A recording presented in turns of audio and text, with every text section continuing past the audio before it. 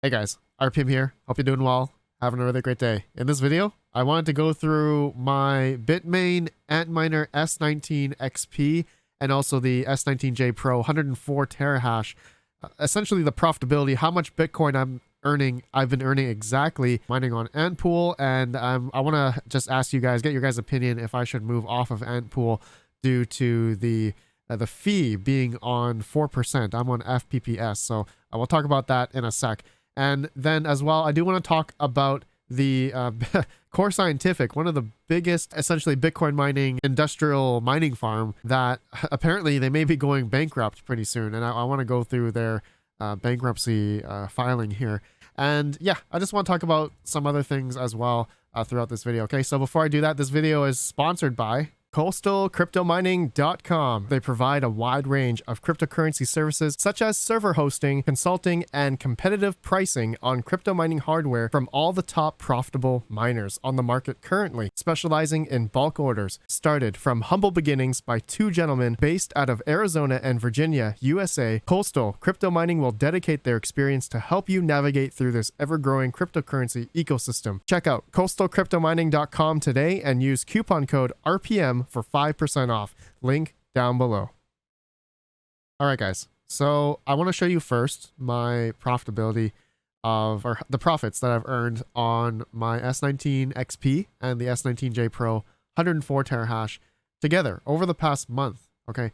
So in total, I've earned about 0.02647810 BTC. And so if I go to CoinGecko and I paste in here that exact amount, right now, if I were to sell it, it would be worth $547 USD. Am I going to be selling it right now? Heck no, of course not. I believe in Bitcoin in the long term.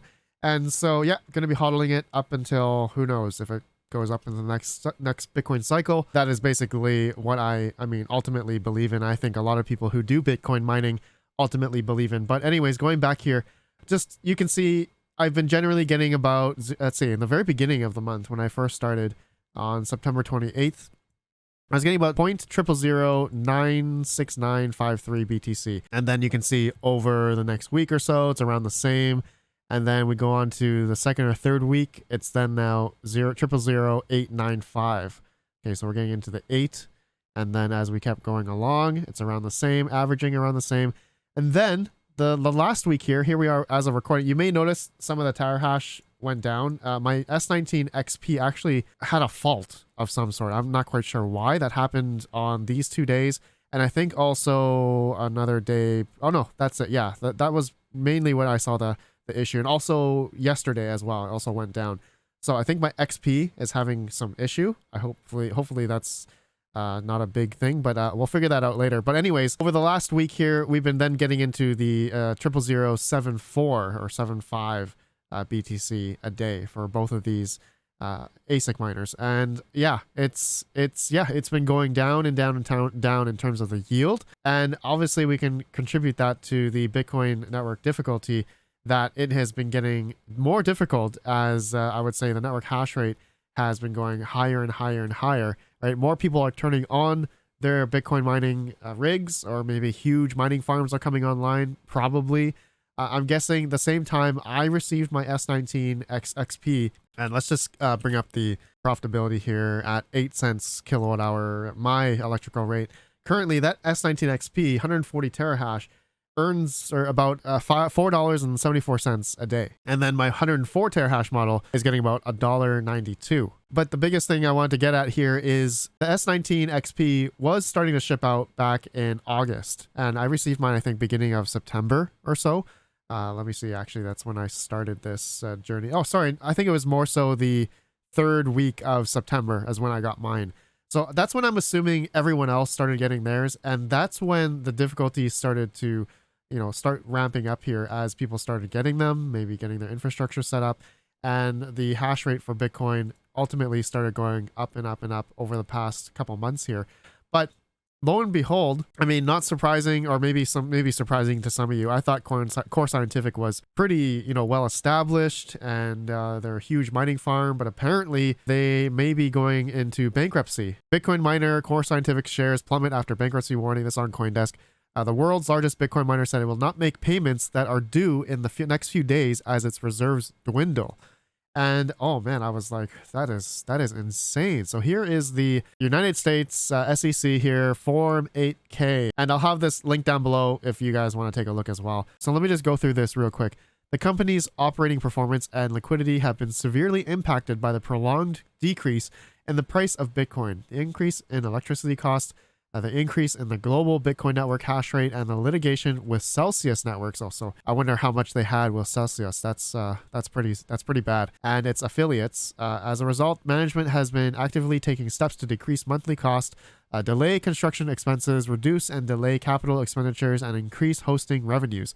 In addition, the board has decided that the company will not make payments coming due in late October and early November 2022 with respect to several of its equipment and other financial financings. So we got the gist of it, obviously, back up here. But going down here, it says, as of October 26, 2022, the company held 24 Bitcoins and approximately 26.6 million in cash, as of compared to 1,051 Bitcoins and approximately 29.5 million in cash as of September 30th, 2022.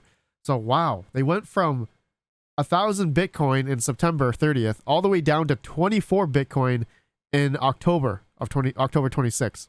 That's insane. In about a month, they sold off like 1,026 Bitcoin. That is 27 Bitcoin. That is insane. That is a lot of Bitcoin going back onto the market. And I mean, as of right now, you guys know that the markets have been going back up. So that was about a month ago. So yeah, it looks like the market hasn't really, I mean, it did take a big dip, but earlier, maybe that makes sense. Maybe Core Scientific was the one who brought down the market. Not quite sure, but Bitcoin's back up like 6% overall the past 7 days. Just going back here. So just reading this, guys, it's pretty insane how much money is involved here, but it does make sense, you know, with Core Scientific's expenses and just how much debt I believe that they took on to really, you know, accelerate their business over, you know, during the bull run was their downfall. And that's pretty sad. But I'm hearing a lot of other Bitcoin mining farms out there filing for bankruptcy as well. So over the next couple months here, I'm curious to know if the network hash rate for Bitcoin is going to start